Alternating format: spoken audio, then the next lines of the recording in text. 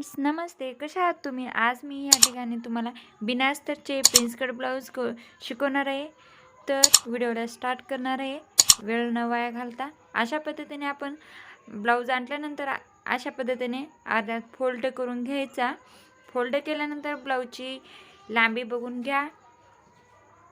फुल body measurement घेऊन त्याच्या अर्धा पार्ट घ्यायचा. मी या ठिकाणी 40 इंचाचे ब्लाऊज तयार करणार आहे, त्यामुळे मी हाफमध्ये घेत आहे. 40चा चौथा भाग म्हणजे 10 इंच होतो तयार. तर ह्या ठिकाणी मी 10 इंच घेतला आहे. अशा पद्धतीने 10 इंचावरती फोल्ड करून 2 भागामध्ये फोल्ड केला आहे. तुम्ही पाहत असाल तर ह्या ठिकाणी मी 15 इंचावरती मार्किंग करून घेणार आहे. तयार ब्लाऊज हा 14 इंचाचा होईल व 1 इंच वाढवून घेणे ते मार्जिन म्हणून. तर ह्या ठिकाणी मार्जिनसाठी म्हणून घेतला आहे, तो शिवण्यामध्ये आतमध्ये जाईल. तर अशा पद्धतीने ह्या ठिकाणी मार्किंग करून घ्यायचं. मार्किंग करून घेतल्यानंतर गळा हा 2.1 वरती घेत आहे व सर्व मिळून शोल्डर हा 3 इंचावरती घेऊन पूर्ण 5 इंचावरती मार्किंग करून घेतला आहे. अशा पद्धतीने आता खालच्या साईडने मुंडा घेर मापून घेणार आहोत. मुंडा घेर हा मी 5.25 इंचाचा घेत आहे, कारण जाडी जास्ती असल्यामुळे मुंडाचा हे आकार जास्ती होतो. त्यामुळे त्या ठिकाणी 5.5 इंचावरती घेऊन 2 पॉईंट एक्स्ट्रा घेतला आहे. 6 इंचाला ही कमी. व आता मुंडाची गोलाई ह्या ठिकाणी, तर आपण समोरच्या भागाची गोलाई ही आम्ही प्रत्येक वेळेस 1 इंचावरती घ्यायची असते व पाठीमागले 1.5 इंचावरती गोलाई घ्यायची असते. मुंडा घेर हा 1.5 इंचावरती घ्यायचा असतो. मुंडा घेरचे गोलाई म्हणतात. तर या ठिकाणी गळा मी 6 इंचावरती घेत आहे.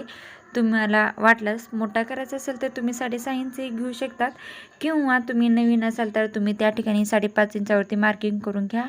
नंतर गळ्याच्या मेजरमेंट घेऊन त्या ठिकाणी तुम्ही गळा वाढवू शकतात. तुम्हाला ही डायरेक्ट टिप कोणीही सांगत नाही, पण मी या ठिकाणी सविस्तर माहिती देत आहे.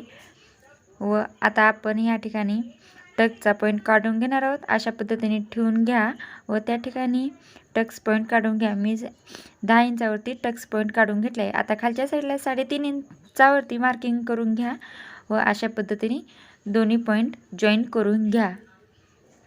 पॉईंट जॉईन करून घेताना त्या ठिकाणी व्यवस्थित आकार आला पाहिजे. तर हे मी ह्या ठिकाणी 1.5 इंचावरती मार्किंग केलं आहे. अशा पद्धतीने ह्या ठिकाणी मार्किंग करून घेतलं आहे. तर हे मी कशा पद्धतीने ह्या ठिकाणी टक्स पफ आकारमध्ये तयार होईल, त्यामुळे अशा पद्धतीने ह्या ठिकाणी आकार काढून घेतला आहे. अशा आकारमध्ये कट केला तर त्या ठिकाणी तुमचा ब्लाऊजला शेप खूप छान पद्धतीने येईल. तर तुम्ही ही ट्रिक्स नक्की वापरून पहा. ह्या एका ट्रिक्समुळे ब्लाऊज खूप सुंदर व आकर्षक बनेल. तर ह्या ठिकाणी मी ब्लाऊज कट करून घेत आहे. तर ह्या ठिकाणी मी सर्वात आधी गळ्याचा भाग कट करत आहे. गळ्याचा भाग कट केल्यानंतर सर्व साईडने कट करून घेणार आहे. कट करत असताना व्यवस्थित कट करून घ्या. तुम्ही ह्या ठिकाणी जर नवीन असाल तर थोडंसं एक्स्ट्रा कापड धरून कट करून घेत चला. हे मी सारखं का सांगत आहे, तुम्ही जर नवीन असाल तुम्ही शिलाई मार्जिन एक्स्ट्रा वापरतात व त्यामुळे तुमचं ब्लाऊज कमी पडण्याची शक्यता असते. तर तुम्ही त्या ठिकाणी कशा पद्धतीने ब्लाऊज शिवतात हेही महत्त्वाचे असतात. जर तुम्ही शिलाई मार्जिन कमी वापरत असाल तर तुम्ही एक्स्ट्रा ठेवला नसेल तरी चालेल. 1 इंच ठेवायलाच हवे. जर तुम्ही शिलाई मार्जिन एक्स्ट्रा घेत असाल तर जास्ती ठेवू शकतात. व अशा पद्धतीने हा दोन्ही भाग अलग करून घेत आहे. आता अलग केल्यानंतर आता जो आपण हा टक्स पॉईंट काढला आहोत तोही आपण कट करून घेणार आहोत. हा टक्स काढल्यामुळे त्या ठिकाणी पफ तयार होतो, म्हणून हा टक्स काढला जातो. ही ट्रिक्स खूप महत्त्वपूर्ण आहे. प्रिन्स कट ब्लाऊज हा खूप पद्धतशीर तयार होतो व अशी ट्रिक्स तुम्हाला शिकायला गेल्यानंतरही कोणी सांगत नसतात. तेवढ्या मी सोप्या भाषेत सांगत आहे. तर अशा पद्धतीने ह्या ठिकाणी कट करून घेतल्यानंतर आपण गळ्याचा जो भाग असतो तोही कट करून घेणार आहोत. तर हे पहा, मी तुम्हाला ओपन करून दाखवते हे कशा पद्धतीने तयार होते व शिवल्यानंतर कसे दिसतात हे दाखवणार आहे. तर हे पहा,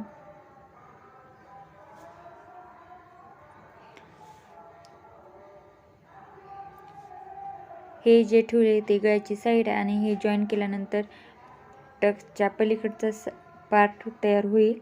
तर हे पहा, अशा पद्धतीने ह्या ठिकाणी ब्लाऊज तयार होतो. हा झाला फ्रेंच कट.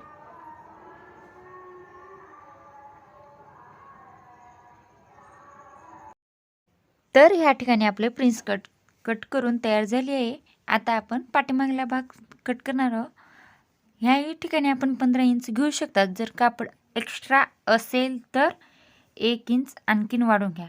ते कशासाठी, तर आपण ज्या ठिकाणी आपण कमरेच्या साईडने पट्टी लावतो ना, ती पट्टी ह्यामध्येच ॲडजस्ट करायचं आहे आता आपल्याला.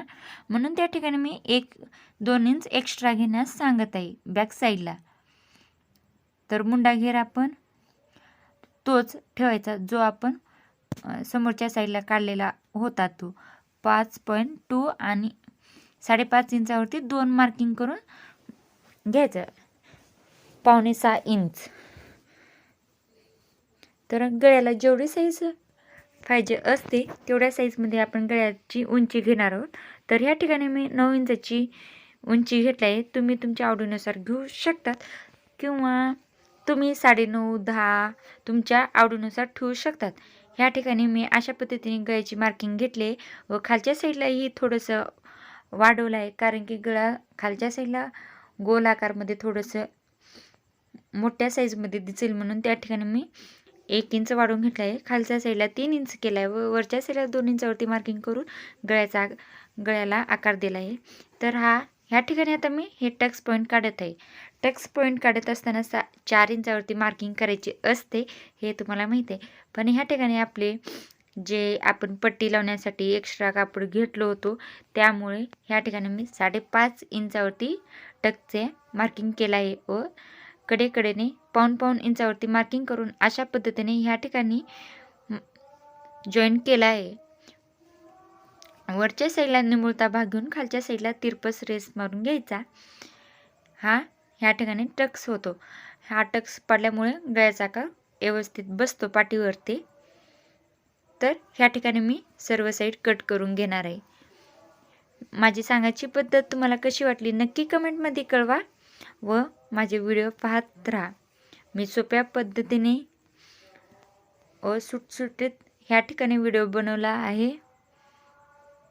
काही स्किप न करता व्हिडिओ समजून सांगण्याचा प्रयत्न केला आहे. तर अशा पद्धतीने ह्या ठिकाणी कट केला आहे. ह्या ठिकाणी एक नवीन असणाऱ्याला समस्या होते की समोरच्या साईडला 1 इंचाची गोलाई द्यायचं व पाठीमागे 1.5 इंचाची गोलाई द्यायचं शोल्डरला. तर नवीन असल्यामुळे हा प्रॉब्लेम होऊन जातो. आता ह्या ठिकाणी मी उरलेला भाग कट करून घेत आहे व त्या ठिकाणी आता आपल्याला स्लीव्ज तयार करायचे असल्यामुळे ह्या ठिकाणी मी स्लीव्ज तयार करण्यासाठी पट्टी काढून घेतला आहे. अशा पद्धतीने हा उरलेला भागामध्ये स्लीव्ज तयार करायचा असतो आपणास. तर हे पहा, मी अशा पद्धतीने ह्या ठिकाणी स्लीव्ज काढण्यासाठी टाकले आहे. तर अर्ध्यात फोल्ड करून घ्यायचं. फोल्ड करून घेतल्यानंतर आता आणखी हाफमध्ये फोल्ड करून घ्यायचं. फोल्ड करत असताना मध्ये गुढीपणा नाही ह्याची दक्षता घ्या. आणि हे पहा, अशा पद्धतीने मी ह्या ठिकाणी फोल्ड करून घेतलं आहे. हे पहा, ह्या ठिकाणी मी व्यवस्थित फोल्ड करून घेतले आहे. तर आपले स्लीव्ज किती इंचाचे आहेत हे पाहायचे असते. माझे स्लीव्ज या ठिकाणी 5 इंचाचे आहेत. तर त्या ठिकाणी मी 6 इंचाची मार्किंग करून घेतले व बिना अस्तरचे ब्लाऊज असल्यामुळे मी एक्स्ट्रा कापड घेतलं आहे. तर तुमचे अस्तरचे ब्लाऊज असेल तर तुम्ही त्या ठिकाणी एक्स्ट्रा कापड घेऊ नका.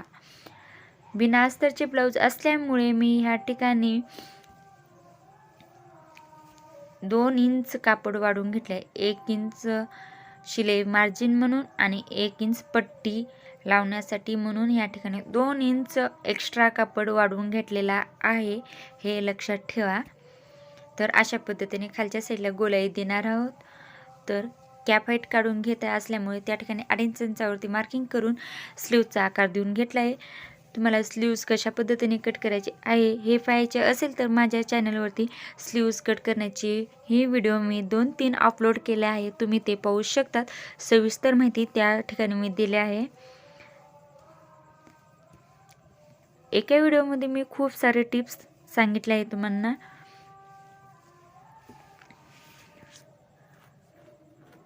साधे ब्लाऊज व अस्तरच्या ब्लाऊजमध्ये खूप सारे डिफरन्स असतात, हे तुम्हाला या ठिकाणी समजलेच असेल. तर स्लीवचा दंड घेरी मी ह्या ठिकाणी मार्किंग करून घेतला आहे. आता एक्स्ट्रा कापड असलेला मी ह्या ठिकाणी कट करून घेणार आहे. तर तुम्हाला मी सांगितलेली पद्धत समजली असेल असे मी ह्या ठिकाणी गृहीत धरते. व पुढच्या व्हिडिओमध्ये मी ही संपूर्ण शिलाई शिवून दाखवणार आहे. तर ह्या ठिकाणी मी स्लीवची ही मार्किंग फास्टमध्ये घेतला आहे, पण संपूर्ण व्हिडिओ पाहायचा असेल तर मी चॅनलवरती दुसरा व्हिडिओ अपलोड करणार आहे, तो तुम्ही पाहू शकतात. तर ह्या ठिकाणी व्हिडिओच्या खाली मी स्लीवचे आकार कसे कट करतात, स्लीव कशा पद्धतीने कट करतात याची लिंक सेंड केली आहे, तुम्ही त्या ठिकाणी पाहू शकतात. तर ह्या ठिकाणी माझा व्हिडिओ संपला आहे, तरी तुम्ही व्हिडिओ कट नका करू. शेवटचे 5 ते 10 सेकंद प्लीज पहा. तर माझ्या चॅनलला प्लीज सबस्क्राईब करा. नवीन असाल तर प्लीज सबस्क्राईब करा व शेअर करत राहा. Bye bye. नंतर भेटू दुसऱ्या व्हिडिओमध्ये. थँक्यू.